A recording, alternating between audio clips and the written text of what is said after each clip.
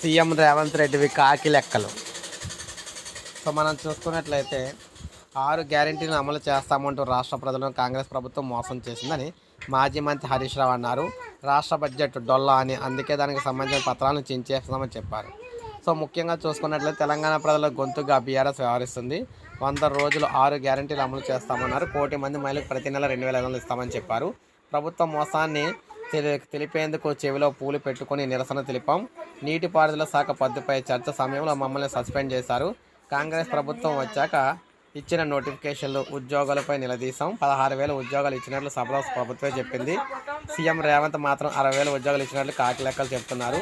శాసనసభలో సీఎం ఇక్కడ పహిల్వాన్ భాష మాట్లాడారు. ప్రభుత్వ ప్రజా వ్యతిరేక నిర్ణయాలపై మా పోరాటం సాగుతుందని చెప్పేసి అన్నారన్నమాట. సో ఈ విధంగా మనం చూసుకున్నట్లయితే ఉద్యోగులపై సీఎం రేవంత్ రెడ్డి కాకి లెక్కలు అయితే చెప్తున్నారని, ఇవ్వాల్సిన 6 గ్యారెంటీలకు సంబంధించి గ్యారెంటీలు అయితే ఇవ్వకుండా ప్రజలు మోసం చేస్తున్నారని చెప్పేసి అన్నారు. సో ఇది మనకు అప్డేట్. ఒక లైక్ చేయండి, సబ్స్క్రైబ్ చేసుకోండి, మన ఛానల్ సబ్స్క్రైబ్ చేసుకోండి.